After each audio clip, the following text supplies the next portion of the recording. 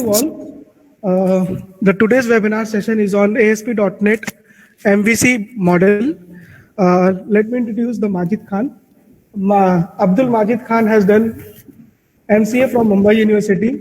Currently, he is an IT professional with nearly 4-year experience in the domain of software project management, and currently working with the Big Four consulting firm, whereas he has worked on the numerous projects in a different phases of the development. Hello. Hello, Majid. Hello. Yes. Yes, Majid, you can. Yes. Yeah, so good afternoon, one and all.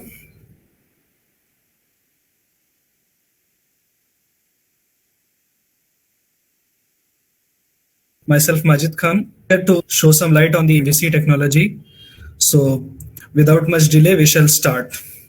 So, before beginning with MVC, first let's discuss what do you mean by web development, what are the frameworks, and where actually MVC comes in picture.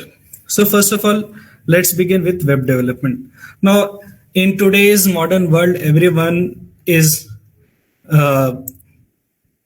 aware of almost all the major web portals such as Google, Yahoo, YouTube, Facebook, and you can learn number of platforms for that. So basically, what is a web development or what is a website? A website is nothing but a collection of multiple pages built using multiple technologies. Now you need to focus on these words, built using multiple technologies, and we are going to study or we are going to discuss only one of them. So always remember there are various ways and various techniques in which you can build the same web page or a portal or so on. So that is a web page or a website, a collection of web pages, we can say. And as I explained, there are multiple platforms available. Now coming to the most important part, frameworks. Now, what actually do you mean by frameworks? Now, frameworks are nothing but a way of development of these websites or web portals. Now, when I say the framework, it basically means a rough or an empty skeleton where the web page is hosted, all the common functionalities are built and embedded into that. So we have multiple frameworks available, all have their certain pros and cons, and depending upon the requirement of the project, depending upon the extensiveness of the project, we select a suitable framework. Now, what is the basic structure of these frameworks? Now, as you can see in the picture, there are three basic components in the upper, which is nothing but the user interface, the service, and the data access. Then you have at the lower level core and the internal parts of the web-based system or your internet information, that is IIS system. But we are currently focusing on the above three components of the web page development, that is user interface, service, and data access. Now, as I said, there are multiple frameworks available. You can see certain examples of the frameworks. In PHP, you have Zend, Symfony, Cake, CodeIgniter. Similarly, in JavaScript, you have Backbone, Ember, JavaScript, MVC. In Java, you have Spring MVC. And in AX, you have ASP.NET, the classic framework. Then you have the ASP.NET MVC framework. Then currently there is, or the latest one is the ASP.NET Core framework. So what are these? These are nothing but some predefined templates which can be used for building the web pages. Okay, so as I said that there are n number of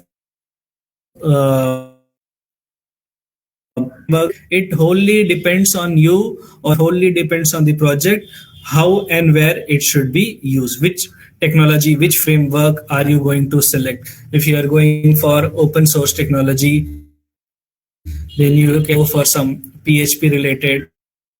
If you are going to go for paid version, then you have Microsoft technology. So basically, and framework does not provide you the complete code. It only provides you an initial prototype from where you can actually begin the coding. But why? So the question arises, why do we use a framework when everything is starting from scratch? Then why at least a framework is required? We can simply start with the project, we can start with the coding ABC and continue. So now the answer to this question would be, as I said, that frameworks are the initial prototype. Now, when I say the word prototype, prototype means that the basic components, basic class structure, library structure, the reusable components, the reusable codes, the header files are all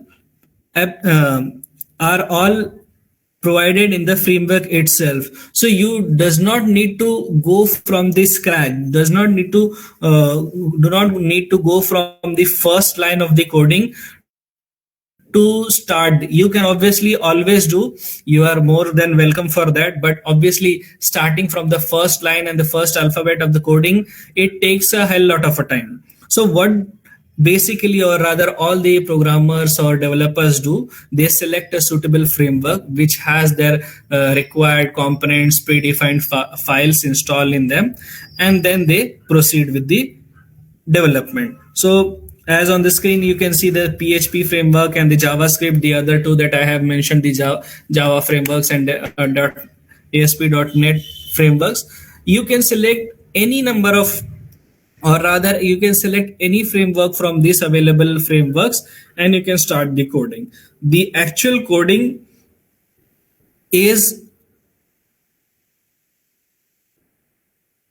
done with the help, can say, way of my program, and all the additional functionality, all the additional components, all the additional tools and resources required for my project are placed on that framework. So it's just like a building, construction of a building. Whenever you go for any strong building construction, first and foremost that you think or you consider is creating a very solid base. Now, depending upon the requirement, depending upon the type of building that you have planned, you will go for the solid base, you will go accordingly and you will design and develop the base, and then on that base you can construct your building as and when you like. Okay, so the same role of the frameworks lies in web pages also. So the framework that we are going to study is the ASP.NET MVC framework. Okay, so first of all, I'll just tell the definition of MVC, or rather the full form of MVC. Definition would not be a correct word for that. So MVC stands for Model View Controller. MVC stands for Model View Component Controller. So these three are the individual components based on which the entire framework or entire structure is based. So what are the topics that we are going to cover today is listed in this slide. I'll just read it for you. Concept and origin, execution process, popular frameworks. Then in ASP.NET MVC, we have MVC versus web forms. Web forms are your classic or traditional ASP.NET applications in which the ASP.NET web pages are built. The features include what is MVC, what do you mean by model, what do you mean by view, what do you mean by controller, then what are the certain advantages and disadvantages of MVC, and then we'll talk about a bit of features and the application where this ASP.NET MVC is used. Okay, so before going into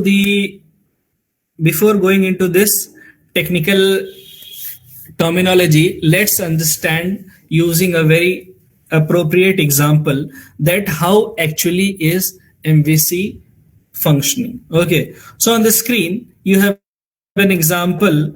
I'll just explain you what does that mean. Okay, so suppose you as a customer are going to the restaurant. Okay, you want to eat something which is obviously not your normal normal food, regular food that you go and eat every day at your homes, offices, and other places. So you went to a restaurant, you waited for the waiter. The waiter comes, the waiter takes your order. Then this the cook analyzes the order, what is to be prepared. Then he makes his analysis for preparing this particular thing. I need all this stuff. He checks his refrigerator, what all contents are available, and fetches them.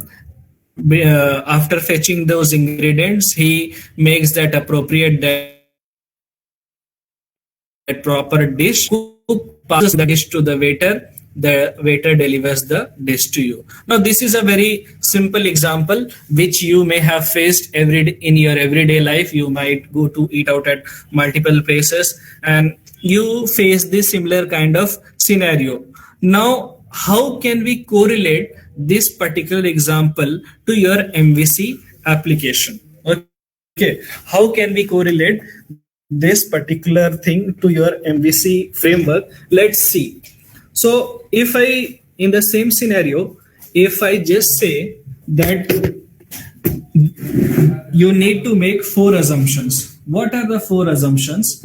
The first assumption is you are a view. Now, I'm not going to into much detail of a view, controller, and model, because that is the thing that we need to study. But just for now, consider that you are the one that require that dish. Okay. So currently you are the person who is requiring that dish. What is the waiter doing? He is interacting with you as well as interacting with the cook and passing your request to the cook, and again passing the cooked material from the chef or the cook to your table. So controller is the mediator, the middle person who is interacting. You are the end user, and cook is the person responsible for preparing those dishes. Preparing, for example, I can consider preparing that data. So all the logic, what ingredient need to be done, how it needs to be cooked, what is the temperature, all those logic, all those understanding is handled by the cook. Neither you are aware of that, nor the controller or the waiter is aware of that, and the refrigerator. So this is how a MVC application looks like. MVC, the view part, is the final part where the data is being served, and the controller is the one which is continuously interacting between the view and the model. Now, model here basically means the database. Now we'll see that in detail later on. So this is basically a structure. We'll study the same using a diagram so that you will get a better picture of that. So just remember this example that you are going to a restaurant, you are placing some order, and after some time you get delivered on your table. So that is how an MVC application works. Now we'll go to the next example. The next example is also a real life example where you can see it's a car. Now the part of the car that we are interested into it is its driving mechanism. Now you are very well aware that in order to drive the car, you have the accelerator, brake, clutch, gear. All of these components are readily, and also the steering. All these components are readily visible outside, which can be considered as the interface. So view means wherever the user interface, wherever the data is visible, wherever the components are visible, that is a view. So in general English also we know that view means to see. So what all those components are visible are considered as view.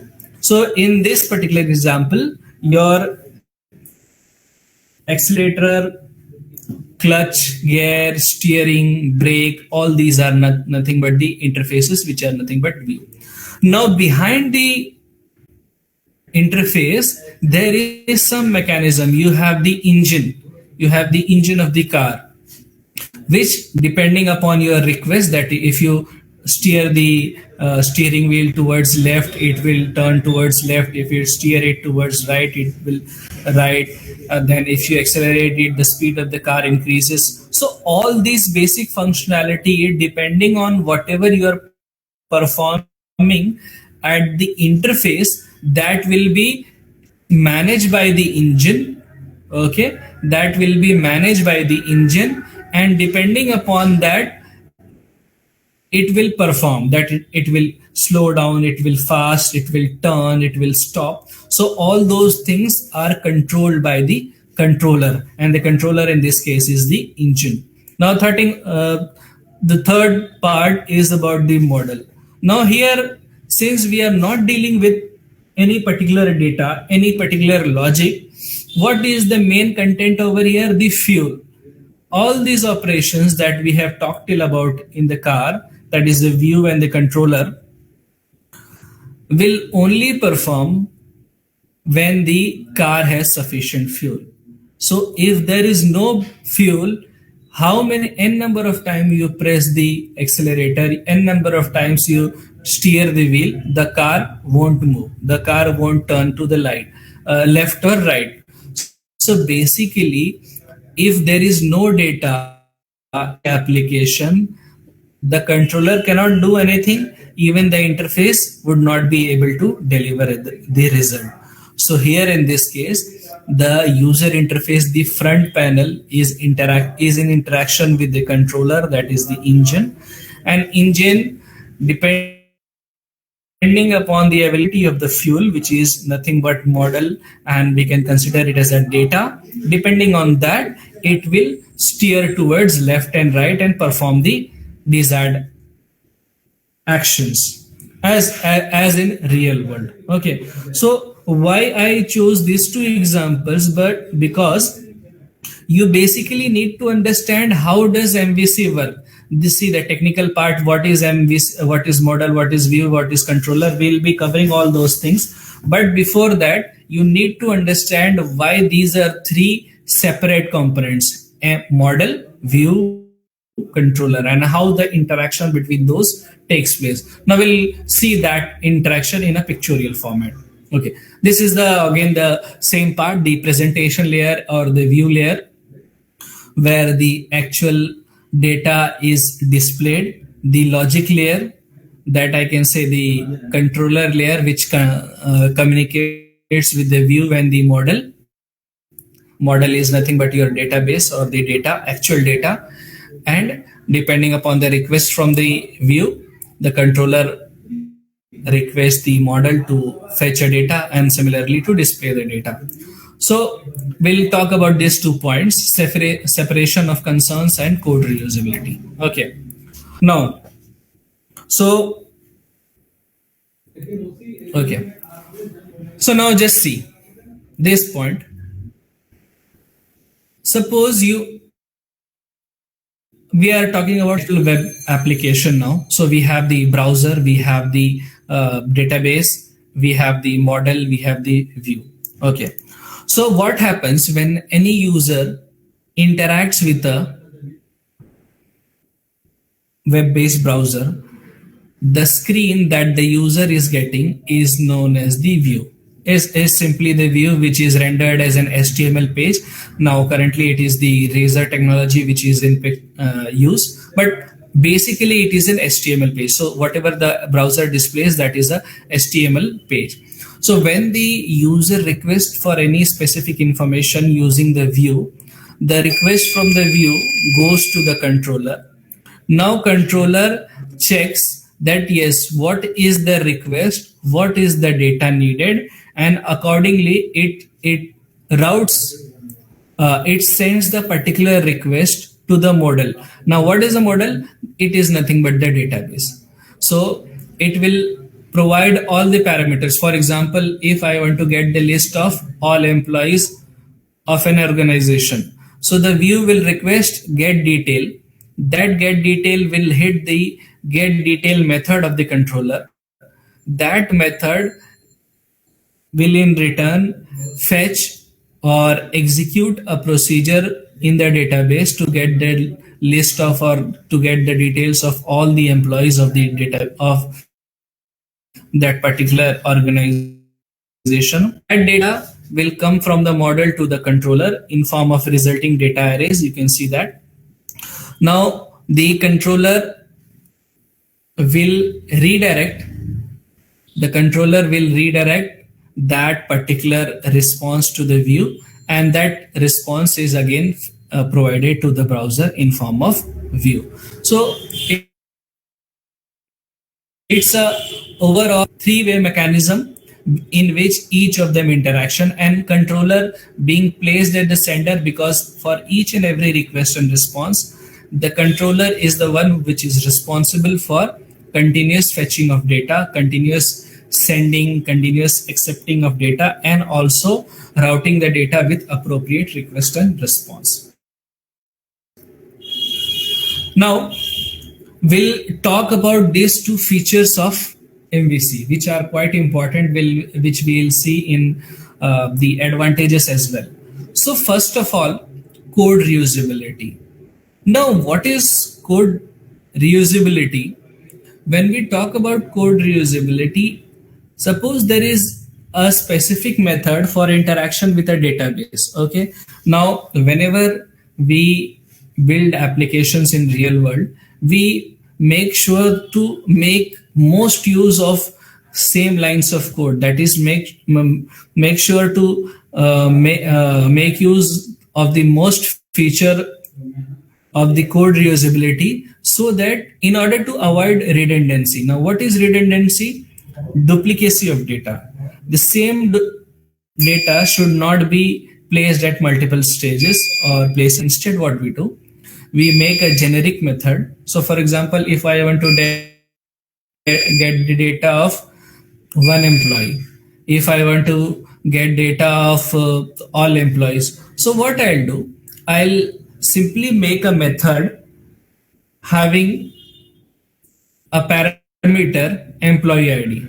So when I'll pass the parameter employee ID, at that time I'll get the details of only that specific employee. But when I details of all employees, I'll pass the parameter with zero value, with blank value, or something like that. So what happens? The same method can be used for accessing details of single employee as well as multiple employee. So that is code reusability. Code reusability is basically nothing but when you make use of the same method for multiple instances. You can connect via that for A client, for B client, for A application, for B application. Not all the codes will be reused. That is also important part. You cannot achieve 100% code reusability, but what we can try at least 30 to 40% of code reusability, so that our efforts are not wasted, the memory consumption is as low as possible, and space issue also does not arise. So that is code reusability. Now, how can we use code reusability? We can directly use code libraries. So for example, instead of writing each and every line of code every time, if we have, for example, in my application, if I want to upload a file and save into the database. Now for uploading a file and saving into the database, I need to write at least 100 lines of code. Okay. So just a small example. So if for upload a file and save it to database, at least I need 100 lines of code. Now some of you have already done the code and you have a ready-made DLL. DLL is basically a file format of the web pages. So you have a ready-made DLL which will do my purpose. Only I need to pass the parameters or the values and it will do. So what I'll do, instead of writing again the 100 lines of code, I'll use your library, which is nothing but the DLL file in my application, and then pass the desired parameters to your library, and the rest is handled by the library. So with the help of these libraries, almost all a lot of lines of code are saved. So in any specific programming or in any programming languages, you must have come across multiple. For example, if you have studied C programming, there you have come across stdio.h, conio.h. Similarly, in C++, you have studied iostream.h, conio.h, stdlib.h. When you talk about Java, you have studied import java.io.star. Similarly, in C sharp, you have using system using system, then using system.web. So these are n number of code libraries which are available in multiple technologies. And why do we use them? To avoid the task of redoing or rewriting those lines which are already available. Suppose, just imagine if you don't use any of these libraries, so your 5-line code will go into 50,000 lines of code, because for each and every functionality, for each and every keyword that you are using, you have to write that entire file structure, or at least the method from that library that you are directly using. So this is a very important feature which makes not MVC, not only MVC, almost all applications of all web development very easy and lightweight to maintain and develop. So now we'll talk about the separation of concerns. Separation of concerns is basically what? So we have studied that MVC is a 3-component based structure, which is model, view, component.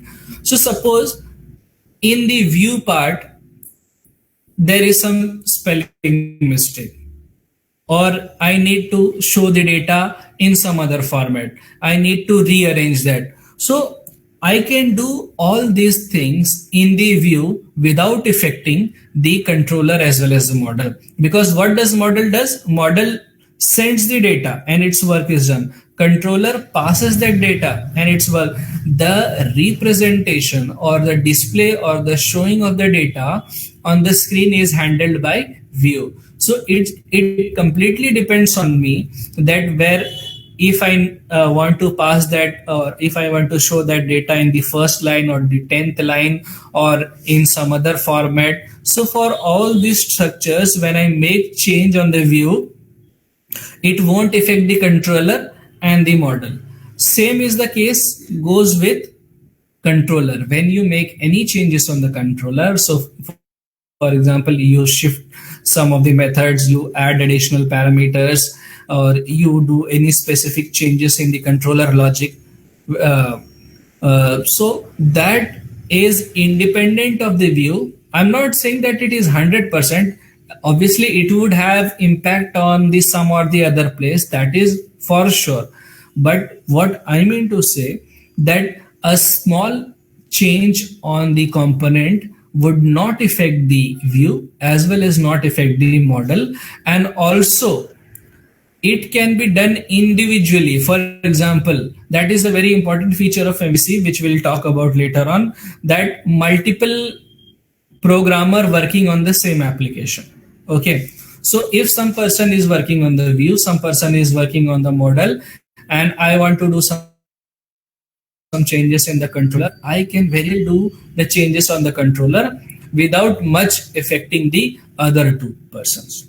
Okay, now the another point is the code clarity. Now, as the view is all the HTML part, the controller is all the C# part, model is all the database part. So I have a very clear code clarity that if there is any change, if there is any change on the HTML part, I need to focus on the view. If there is any change in the database part, I need to check on the model.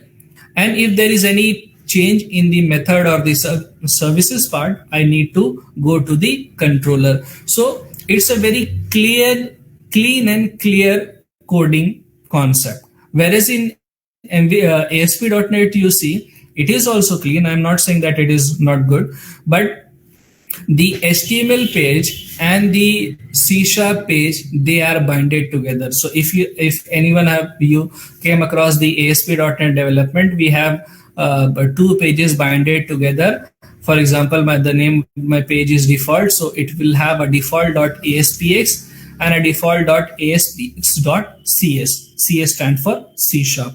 So both the pages are binded together. Any change on the view will affect on the code behind or the C sharp page, and similarly any such changes on the C sharp would impact the view, that is the ASPX page. But here, since these three model, viewer, controller are independent on each other, so change on does not necessarily reflect on the other. So that's a very important point regarding code clarity. Also helps in troubleshooting. As I said, that since all the three components are individual and are separated, so if you are able to understand that what part of the application is actually causing problem, is it the database, is it the method, or is it the HTML? So based on that, your troubleshooting means debugging the application, becomes very much easy as compared to other applications or other technologies. So the troubleshoot here is very easy because of this set of concerns. And as I said in the beginning only, multiple teams can develop simultaneously because the view part is independent of the controller and the model. Similarly, controller is independent of view and model is independent. So three people can I'm not saying only three, but at least three people can independently work on these MVC components. Okay. So these are some of the important points of separation of concerns. Now, some of the common features. This MVC also has the existing, because MVC is a framework. Okay, MVC is a framework structure of programming, so that you do not only see this MVC for structure or framework in ASP.NET, it is also applicable in JavaScript, it is also applicable in Java and ASP.NET Core. So this basic structure is helpful in development of all those technologies, all those languages. So along with the ASP.NET, some of the features that MVC has inherited is the master page concept, which is shown by the partial view and full view, where partial view is the I can say these are user controls which are used for implementing header and footer in the application, and the complete view is your simple main page. Talking about the master pages, we can implement different master pages in MVC, and depending upon the requirement, a single application can have multiple master pages. Then comes the authentication part. We'll discuss that in detail because these are some of the advanced concepts which ASP.NET MVC has. So in the last, we'll discuss on some of the advanced concepts of MVC, which we are not going to cover in this particular presentation because advanced is a very large topic. Okay. Now coming to the advantages of MVC. Okay. So MVC is easier to manage complexity, as we saw just now, that the separations of concerns, the code reusability, all because of all these features, the complexity of the MVC application is very less. You can separately work and you can be responsible for your own work which you have done in Vue, and you cannot be responsible, and you cannot be blamed, or you cannot be uh, responsible for any changes or any issues that controller has done, because you have only worked in Vue, and Vue was independent of the uh, controller part. Second important point, does not Vue use use states. Technology, ASP.NET technology has Vue state, has sessions, and many more things to implement sessions. Now, what does session means? Session means to store data across the application. So, for example, if I log into the system, so until and unless I exit from the system, all my details, all my roles, and my authorization level should be maintained in the system.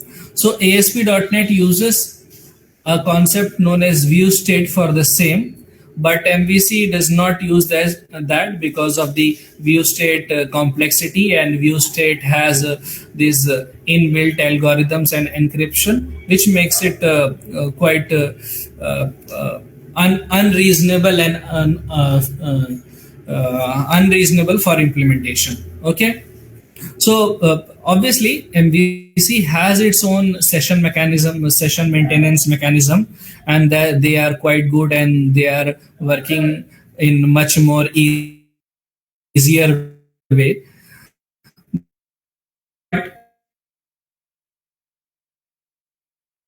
Which .NET MVC architecture. Rich routing structure. Now, when we talk about routing, now routing is itself a very vast concept in MVC. I'll just give you a brief idea what routing is. So, suppose you are making any request to the web application. So the request that you are making to the application is via the Vue. Vue will decide, or Vue will forward the request to the controller. Controller will forward the request to the model. That is the structure or the flow of the MVC application.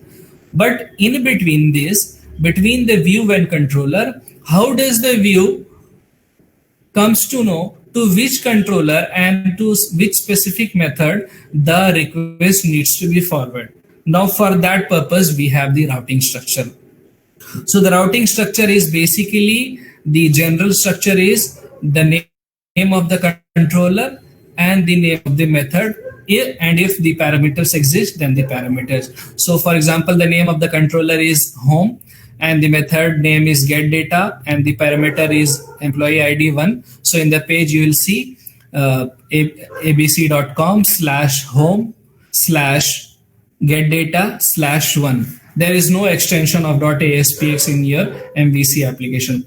So the routing that you got just now, the structure, controller, the method, and the parameters, if any, are the implications of the routing structure. Now, with the help of this routing, I can easily go, or my request can easily find and locate the controller method which needs to be executed when any action from the Vue is generated. The rich routing structure is basically what? It's basically you have this structure in place, along with you have certain fields like attribute mapping, attribute routing, which we can say. So instead of going through the normal flow of controller name, method name, and parameter, I can directly assign a particular keyword to that route, and if the Vue specifies that route name or route name, then it will directly go to that particular route without following this nomenclature of controller name, method name. So it has a very vast support for this routing, and this routing is very much responsible for forwarding the request to the desired method, so that it can be passed to the model for appropriate action. Support for test driven development. Now, very important part. So as the process of development is under process, along with the development, you can always have testing in parallel with that. So it's not compulsory that only when the complete project or the complete product is developed, then only you can go for development. No, MVC provides a TDD approach, that is test driven development approach. So whatever your development is, it goes hand in hand with the test, and both scenarios, development and testing of the application can be prepared well in advance, so that smooth testing as well as development of the entire application is possible. Support large teams well. Now, what does that mean? As I said, that the MVC is the MVC framework has obviously the separation of concern feature. So at least three people, but that does not mean that only three people can only work on this MVC architecture at a time. Multiple people can work on multiple components, multiple part of the project, so that the project can be done and developed quite easily. So it's not only that a single person is responsible for development, many people and multiple people can go on development simultaneously in order to complete the project. So it's very well supported for the large teams as well. Now, see, any framework or anything for reference has its disadvantages. MVC also has its disadvantages. We have listed only a couple of them. So first of the disadvantage is caching of views. Now, when we talk about caching, what does caching means? Now, it's not your cash or money. It's CACHE, cache memory. So what does cache means? So for example, if I'm visiting a page and I visit a page very frequently, so what happens? My browser stores the content of the page, so that when next time I'm visiting the same page, not all the contents are loaded from the web, okay, or the server. Only some limited or new additionals are loaded. So this caching obviously saves bandwidth, network traffic, and so on. But in MVC, you have to handle this caching explicitly. Now, when I say that explicitly, that means you have to use certain techniques such as output caching and caching. There are maintaining this caching. So if you want to make your application very efficient, very fast, and all these things, then your implement this caching, because this caching will help in the faster loading and the faster response request of the application. And there's a very general tendency that if any page loads for it or takes longer loading time, then we tend to navigate to some other page. So this is basically the human tendency. So in keeping in mind that particular concept or human psychology, this needs also to be managed, because it's very true that if your page is very slow or taking much time, any user will navigate to some other pages because of there are multiple options available to the users. So that is a very important part which needs to be taken care in disadvantage. And disadvantage does not mean that it cannot be handled. Obviously it can be handled. You need to take some care in that. The next point that we would like to discuss is the managing large number of files. Now, as I said, in the classic or in the ASP.NET framework, you had only two files, or rather only single file where two files were embedded. You have the default ASPX file, and along with that you have default.aspx.cs, that is the C for the code behind, which is what it is called as. So only these two files were responsible for all the data operations, all the view operations, all the logic operations, and so on. But in MVC, since all these concerns are very explicit, okay, since all these logics are separated and that is basically done to maintain the clean approach of this coding structure. So you will see a large number. First of all, you will see the model, view, controller, these three folders in view. For every controller you will get a new folder, and for every new view you create you get a new page. Similarly, for every new controller you get a new controller class in the controller folder, and same is for the model. Every model, every the structure you create, that becomes a separate. So there are many number of files, also the CDN files or additional JavaScript library and all those files. All these files needs to be managed and maintained. So this makes it a bit difficult for managing large number of files. But obviously, as I said, that these disadvantages does not stop the MVC application to deliver efficiently, and that is what it is very important. It is delivering very efficiently as compared to ASP.NET. So, okay. So before we move into the ASP.NET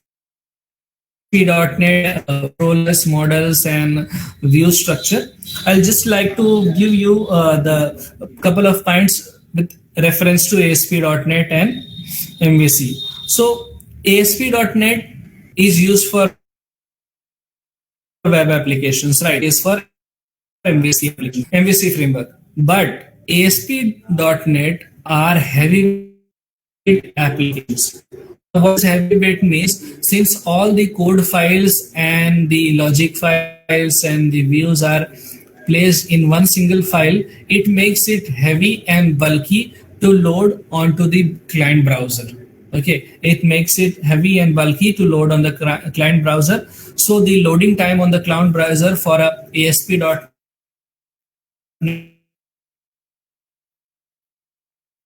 C5. So loading is we have the other important points of concerns in code, test driven development. All these are features which are the advantages of MVC over the ASP.NET framework. Now, what do you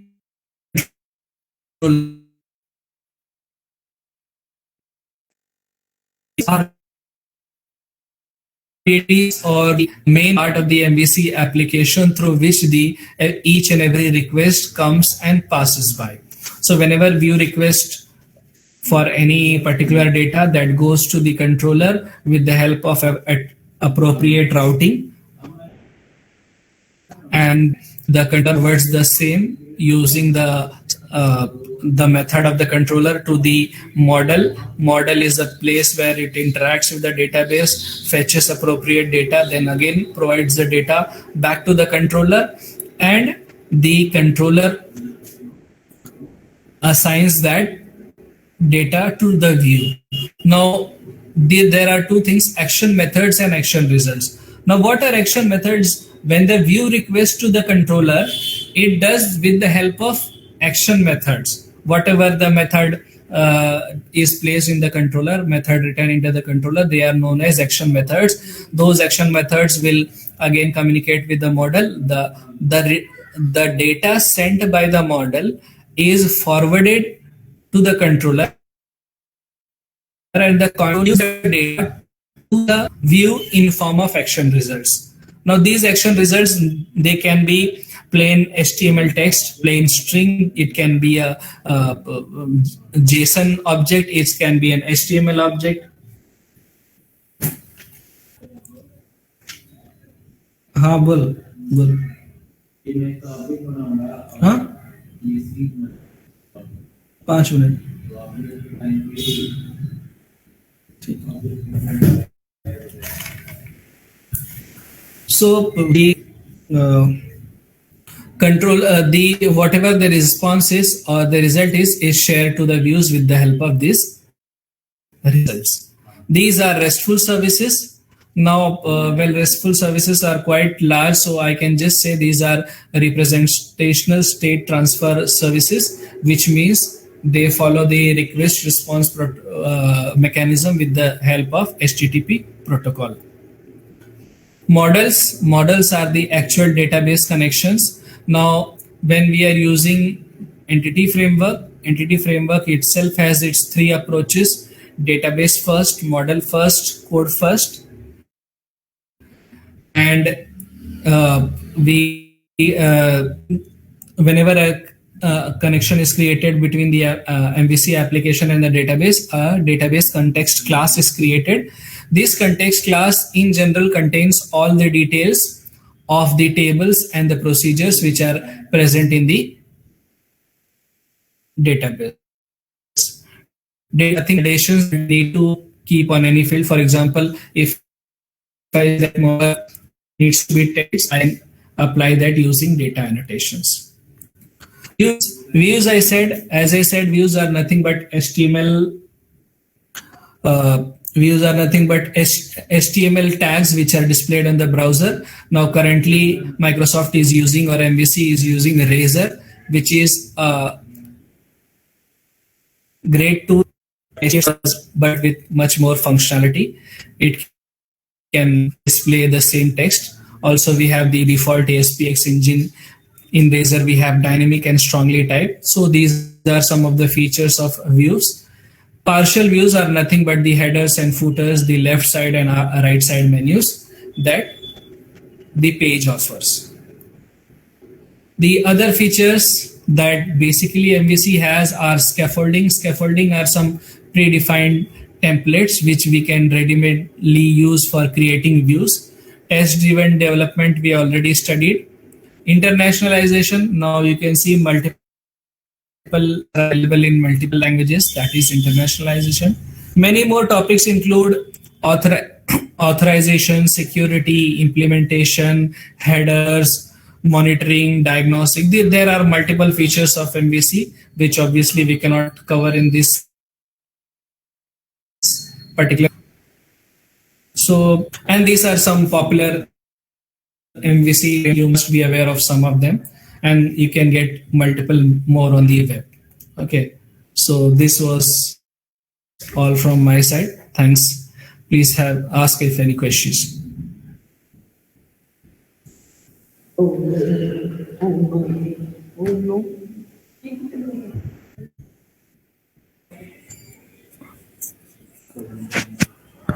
Hello.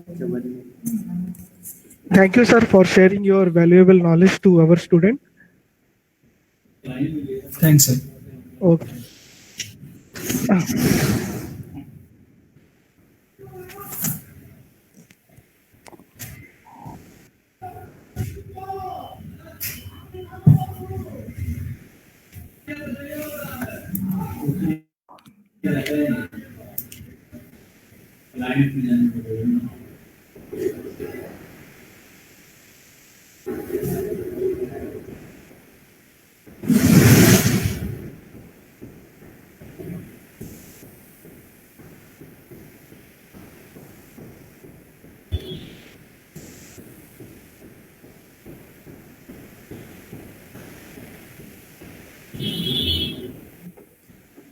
Sir, you can leave, sir. Okay, sir. Bye.